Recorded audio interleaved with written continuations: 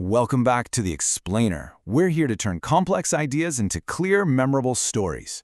Now, if you're a CBSE Class X student gearing up for your board exams, you are in the exact right place today.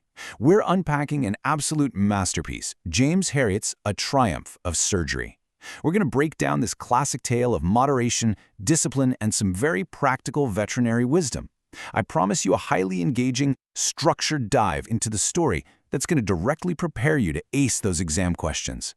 We'll be looking way beyond just the basic plot to dig into the core themes, the delicious irony, and the character dynamics that make this story so unforgettable. So here is our roadmap for today. First, we'll meet the cast, then we'll examine the physical crisis, followed by the tactical cure.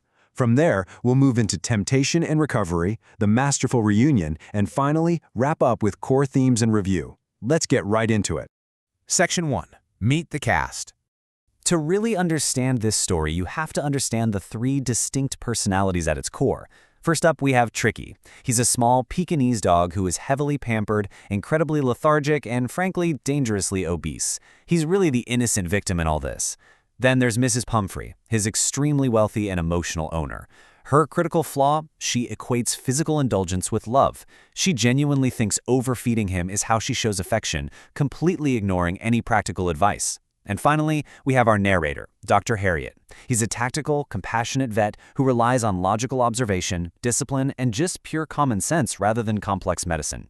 The entire plot is driven by the tension between Mrs. Pumphrey's toxic, misguided love and Dr. Herriot's logical intervention. Section 2. The Physical Crisis.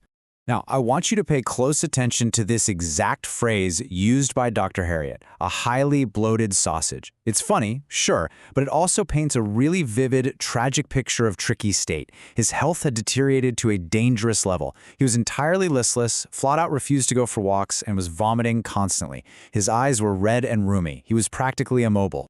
And how exactly did Mrs. Pumphrey react to this massive physical decline? Well, she completely misdiagnosed his obesity as malnutrition. She actually thought he was suffering from a lack of energy. So instead of cutting back, she just loaded his bowls with extra snacks between meals, things like malt, cod liver oil, and his absolute favorite, cream cakes and chocolates. She was literally suffocating the poor animal with high-calorie luxuries. There was no actual illness here. Tricki was simply choked by excess. Section 3. The Tactical Cure. Recognizing that Tricki was on the absolute brink of collapse, Dr. Herriot steps in. And his treatment plan is beautifully simple and entirely non-surgical.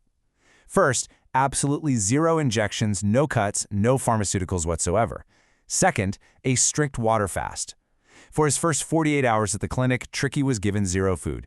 Just plenty of water to allow his completely overloaded system to hit the reset button naturally. And third, environmental correction. Dr. Herriot removed Tricki entirely from that toxic, luxury-filled house and placed him right in the clinic yard with the other active dogs. This naturally stimulated his playful instincts and, crucially, his metabolism. He used simple discipline and natural instinct, not a scalpel. Section 4. Temptation and Recovery. Let's track this miraculous turnaround. On day 1, Tricki is a listless, vomiting mess. By day 2, he's enduring that strict water fast, letting his system clear out. But check out day 3. He actually begins showing interest in his surroundings. He starts whimpering to join the other dogs, running around and eventually scuffling with them for his share of the food. By engaging in daily vigorous exercise on the lawn, his flabby muscles hardened. He finally learned the pure joy of being a normal, disciplined pet instead of a luxury-trapped ornament. And by day 15, he's fully recovered and muscular. But hey, while Tricki was getting healthy, things were getting very interesting for the clinic staff. See, while Tricki was recovering, Mrs. Pumphrey was anxiously calling the clinic dozens of times a day. When she finally heard he was convalescing, a word that totally sparked her imagination, she decided he desperately needed to build his strength back up. So she started sending fresh eggs to the clinic. Guess how many? 24 every single day. 24 fresh eggs daily, which she soon followed up with bottles of expensive wine and even fine brandy, all supposedly meant to enrich his blood. But Dr. Herriot knew full well that rich nourishment was exactly what nearly killed Tricki in the first place, so he didn't give a single drop of it to the dog. Instead, he and his staff consumed all those luxury treats themselves. It's a brilliant piece of comedic irony. The veterinary staff were suddenly enjoying luxurious mornings of extra eggs, magnificent middays sustained by fine wine, and glowing evenings sitting around the fire drinking premium brandy. The pampering basically shifted from the dog to the doctors. It was such a good life that Dr. Herriot admitted he was heavily tempted to keep Tricki on as a permanent guest just to keep the wine flowing. Section 5. The Masterful Reunion. But, being a man of conscience, Dr. Herriot knew he had to return him. The moment he called Mrs. Pumphrey to tell her Tricki was ready, she arrived almost instantly in a massive gleaming black limousine. And when Dr. Herriot brought Tricki out, Mrs. Pumphrey was absolutely stunned. Instead of the bloated sausage she had handed over 2 weeks prior, a lithe, robust, hard-muscled beast leapt out of the vet's arms, bounded right into her lap, and started swarming over her and licking her face. Completely overwhelmed with emotion, tears shining in her eyes, she leaned out the window and cried out, "A triumph of surgery!" And honestly, that perfectly illustrates the central irony of the entire text. She is praising the medical marvel of surgery when in literal fact, zero surgery ever took place. The cure was nothing more than basic diet, exercise, and the removal of her toxic pampering. Section 6. Core Themes and Review. Let's synthesize what we've learned so you are perfectly prepared for your exams. Think of this as a transformation matrix. You really want to lock these contrasts in your memory. Under Mrs. Pumphrey, Tricki was a bloated sausage. Under Herriot, he was live and hard-muscled. Pumphrey's diet plan was cakes and malt. Herriot's was plain water and balanced portions. Pumphrey gave him absolutely zero exercise. Herriot gave him running and scuffling. Pumphrey sought over-medication.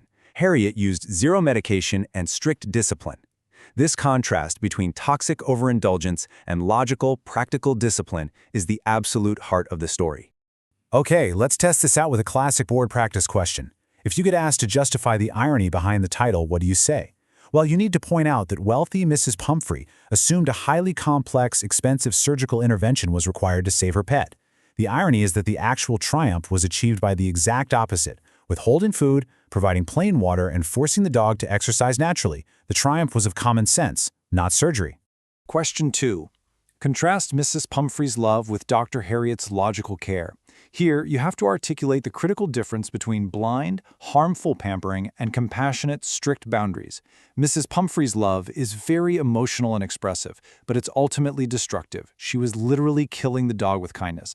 Dr. Herriot's care might seem harsh at first, starving a dog for 48 hours, but it is deeply rooted in physiological logic and genuine compassion for the animal's long-term survival. And finally, question 3. How does the story highlight the theme of overindulgence? When answering this, make sure you ground your response in the specific textual evidence we've covered. Mention the cod liver oil, the malt, the bowls of chocolates and cream cakes. Explain how wealth and abundance, when completely lacking moderation, become a poison rather than a privilege. Tricki wasn't starving for food, you guys. He was starving for a normal, disciplined life. Which brings us to our ultimate takeaway. True care requires practical discipline, not just blind indulgence. Whether it's raising a pet, managing our own personal health, or looking at how we treat the people we love, James Herriot leaves us with a brilliant reminder. Sometimes, saying no is the absolute most loving thing you can do. I want to leave you with a thought to ponder before you take those exams. Where else in life do we mistake harmful indulgence for genuine love? Think on that, review these concepts, and you will be perfectly primed to tackle any question on a triumph of surgery.